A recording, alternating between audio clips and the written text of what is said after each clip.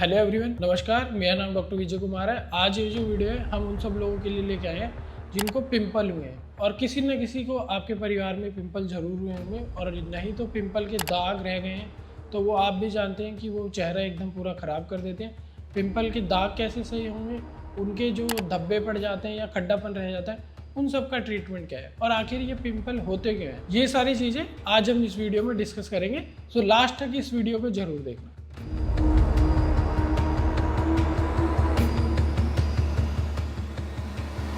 Video start करने से पहले सबसे पहले हम ये जानते हैं कि आखिर ये पिंपल होते क्यों हैं, क्या इसके कारण है। उसके लिए मैं आपको एक ये स्किन मॉडल की हेल्प लूँगा।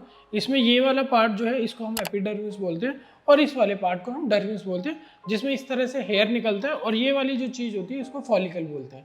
इस फॉलिकल में हमारी जो स्किन है वो नॉर्मल डेज में 28 डेज में शेड ऑफ होती है। मतलब ये सेल शेड होते रहते हैं और नीचे से नए सेल्स आते रहते हैं। इन सेल्स की शेडिंग जब बढ़ जाती है, वो किसी भी कारणवश बढ़ सकती है कि यहाँ से वो सेल निकलते हैं और ऊपर जा कर के जब वो इतने ज़्यादा होते हैं कि इस पोर्स को ब्लॉक करने लगते हैं, तो वो एक कारण होता है पिंपल का। उसके साथ में और भी कारण होते हैं। आखिर ये शेडिंग इंक्रीज क्यों होती है, तो टीन एज ग्रुप में मेन कारण है। टीन एज ग्रुप में जो हम कहते हैं पिंपल होने के, तो जब हमारे सेक्सुअल हार्मोन चेंजेस होते हैं, ईस्ट्रोजन, टेस्टोस्टेरोन, डाइहाइड्रोटेस्टोस्टेरोन, ये सारे सेक्सुअल हार्मोन जब चेंजेस होते हैं तो नीचे से यहाँ पे सीबम ग्लैंड का प्रोडक्शन बढ़ जाता है और ये जो शेडिंग होती है इसका रेट बढ़ जाता है। तो सेल्स बहुत सारे निकलने लगते हैं और वो ऊपर की तरफ इतने सारे सेल्स इकट्ठे आते हैं तो इस पोर्स को ब्लॉक कर देते हैं। जब ये पोर्स ब्लॉक हो जाता है तो उसके बाद हम इस कंडीशन को बोलते हैं कोमोडॉन्स। आपने सुना होगा वाइट कोमोडॉन्स और ब्लैक कोमोडॉन्स, जिसकी हम बात करते हैं। हम प्रेस करके उसको रिमूव भी करते हैं। तो पिंपल की फर्स्ट स्टेज होती है, उसको नॉन इन्फ्लेमेटरी स्टेज बोलते हैं, जिसका मतलब कि उसमें सूजन नहीं है, कोई दर्द नहीं है, कोई लालीपन नहीं है और बस पोर्स ब्लॉक हुआ है। उस चीज़ को हम बोलते हैं कोमोडॉन्स। वो पिंपल की फर्स्ट स्टेज होती है। अब यहाँ पे जब ये ब्लॉक होने लगता है, ये सीबम अंदर इकट्ठा होने लगता है, उसको खाने के लिए एक बैक्टीरिया आता है, प्रोपाइनोबैक्टीरियम एक्ने, या कोई और भी बैक्टीरिया माइनर होते हैं जो उसको खाने लगते हैं और उस लिपिड को, उस फैट को जो है वो खाने लगते हैं और ऑक्सीडाइज कर देते हैं। तो वहाँ पे फ्री फैटी एसिड उसका प्रोडक्ट बचता है, जिसकी वजह से वहाँ पे इन्फ्लेमेशन होने लगती है, मतलब सूजन होने लगती है, लालीपन आने लगता है, पिंपल में दर्द होने लगता है। ये कारण होता है। वो पिंपल की सेकेंड स्टेज होती है पेप्यूल। जब उसमें हमारी बॉडी के लड़ने वाले सेल्स, WBC सेल्स वहाँ पे आ जाते हैं और वहाँ पे इन्फ्लेमेशन के साथ में लड़ाई चालू हो जाती है और WBC सेल्स वहाँ पे पस बना देते हैं। उस स्टेज को हम थर्ड स्टेज पस्ट्यूल बोलते हैं। और जब ये लड़ाई बढ़ती चली जाती है, इन्फ्लेमेशन बढ़ती चली जाती है, वो इस पूरे पार्ट को इन्वॉल्व कर लेता है, जहाँ पे नोड्यूल या सिस्ट स्टेज भी बन सकती है। उस स्टेज की वजह से हमारे पिंपल पे दाग या धब्बे बाद में बनने लगते हैं। अगर वो इतना बड़ा खड्डा पूरा कर देते हैं तो उसको हम एक्ने स्कार बोलते हैं, जिसके अलग अलग टाइप होते हैं। डिप्रेशन स्कार्स में ice pick scar, rolling scar, boxcar scar, इस तरह से स्कार बन जाते हैं। और अगर वहाँ पे पिगमेंटेशन रह गई तो उस कॉम्प्लिकेशन को बोलते हैं पोस्ट इन्फ्लेमेटरी हाइपर पिगमेंटेशन, जो कि काला सा धब्बा रह जाता है पिंपल होने के बाद में। सो आखिर ये सारे कारण होते हैं पिंपल होने के। लेकिन यहाँ से जो हमारी प्रोडक्शन बढ़ी थी, ये किन किन चीज़ों से ये सारी एक्टिविटी बढ़ जाती है। मेन है फर्स्ट हार्मोनल। अगर आपके जीन्स ऐसे हैं जो कि आपको ये कहते हैं कि इन सब चीज़ों की एक्टिविटी ज़्यादा रहेगी तो आपको पिंपल हो सकते हैं, आपकी फैमिली में बाकी मेंबर्स को पिंपल हो सकते हैं। तो ये जेनेटिकली भी होता है। उसके बाद हार्मोनल चेंजेस, अगर फैमिली में नहीं है लेकिन आपके हार्मोनल चेंजेस बहुत ज़्यादा हैं, उसकी वजह से भी आपको पिंपल हो सकते हैं। फिर इन्वायरमेंटल फैक्टर, अगर आप इस तरह के इन्वायरमेंट में रह रहे हो जहाँ पे ऑयल प्रोडक्शन बहुत ज़्यादा है आपके फेस में, यहाँ पे सीबम का प्रोडक्शन बहुत ज़्यादा है, तब भी आपको पिंपल हो सकते हैं।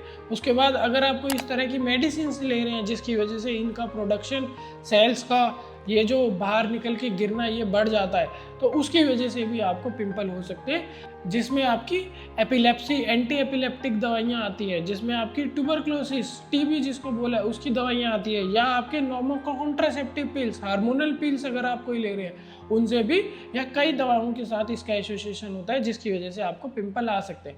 इसके अलावा खाने की चीज़ें जिनसे पिंपल के साथ में एसोसिएशन होता है वो होता है high glycemic index food, milk और मिल्क प्रोडक्ट, जिससे आपसे इंस्टेंट एनर्जी मिलती है, उससे आपको पिंपल हो सकता है। लेकिन ये एसोसिएशन बहुत ही माइनर होता है।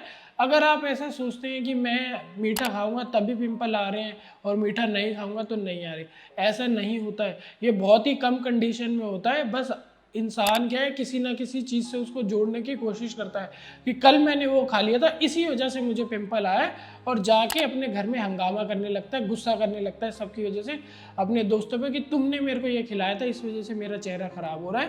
तो इन सब चीज़ों पे ना जाएं। खाने की वजह से अगर पिंपल होता तो अगर आप वो चीज़ नहीं खाते तो वो पिंपल नहीं होते, लेकिन फिर भी आपको पिंपल हो रहे हैं, इसका मतलब उसमें और भी फैक्टर्स हैं जिसकी वजह से पिंपल हो रहे हैं। सो हमें उन सारे फैक्टर्स को बचाना है। अब इसके बाद में नेक्स्ट एक बहुत बड़ा मिथ आता है जो कि पहले के ज़माने से चलता आ रहा है, जिसमें माँ बाप, आपके दादा दादी, ये सारे लोग आपको बोल सकते हैं कि पिंपल का इलाज मत कराइए, पिंपल तो जवानी के दाने हैं, वो आते ही हैं और चले जाते हैं, उसका कोई इलाज नहीं होता। लेकिन ये बहुत साल पहले होता था। अब साइंस इतनी एडवांस हो चुकी है कि पिंपल का इलाज 100% पॉसिबल है। आप किसी भी अच्छे डर्मेटोलॉजिस्ट से उसकी मेडिसिन लेंगे तो पिंपल 100% आपके रुक जाएंगे और ठीक हो जाएंगे। उसको बढ़ने से रोका बिल्कुल जा सकता है। अब बात आती है कि अगर कॉम्प्लिकेशंस हो चुकी है, अगर चेहरे पे खड्डे आ चुके हैं या फिर आपके दाग रह चुके हैं, पिगमेंटेशन रह चुकी है, PIH हो चुका है, इन सब का ट्रीटमेंट थोड़ा मुश्किल हो जाता है। इसीलिए हम हमेशा कहते हैं कि पिंपल का इलाज कराना ज़्यादा जरूरी है। अदरवाइज अगर आपको कॉम्प्लिकेशंस हो गई तो कॉम्प्लिकेशंस का इलाज महंगा भी पड़ता है और मुश्किल भी होता है। लेकिन अगर कॉम्प्लिकेशंस हो चुकी है तो उसका इलाज अलग होता है। अब हम इलाज की बात करते हैं पिंपल में। अगर पिंपल हो चुका है तो कौन सा, सबसे पहले तो आप जो है अपने घरेलू उपचार भी कर सकते हैं, जिसमें एलोवेरा वगैरह, टी ट्री ऑयल लगा सकते हैं। इन पे थोड़ा एविडेंस है जिससे पिंपल ठीक हो सकते हैं। लेकिन उसके बाद में आप मेडिकल स्टोर से कुछ दवाइयाँ ले सकते हैं, benzoyl peroxide, clindamycin, azelaic acid, ये सारी आप एक अच्छे फेस वॉश के साथ में, जिसमें सैलिसिलिक एसिड और ग्लाइकोलिक एसिड हो, उसके साथ में अपने फेस पे लगा सकते हैं, जिसके आपके माइनर पिंपल ठीक हो सकते हैं। लेकिन अगर ये ऐसा बार बार यूज करने से भी सही नहीं हो रहा, तब आपको डॉक्टर की मदद लेनी जरूर चाहिए, जिससे आपके फेस पे स्कार ना रहे या कोई दाग धब्बा ना रहे। अदरवाइज वो आपके बाद में बहुत पैसा भी बर्बाद करेगा और आपको फ्रस्ट्रेट भी करेगा। सो तब आपको खाने की दवाइयाँ भी दी सकती है और लगाने की भी। लगाने की तो यही दवाइयाँ होती हैं और कुछ दवाइयाँ एक्स्ट्रा है, लेकिन खाने की दवाइयाँ में डॉक्सीसाइक्लिन, एजिथ्रोमाइसिन, ये लिमिसाइक्लिन, मीनोसाइक्लिन, ये सारी एंटीबायोटिक भी डिफरेंट डॉक्टर अपने तरीके से यूज़ करते हैं। और उसके अलावा आइसोटेटिनोइन जो विटामिन ए की फॉर्म होती है वो भी यूज़ करते हैं। इसके अलावा भी कुछ दवाइयाँ होती हैं जो डॉक्टर जो है अपने case to case accordingly use करते हैं।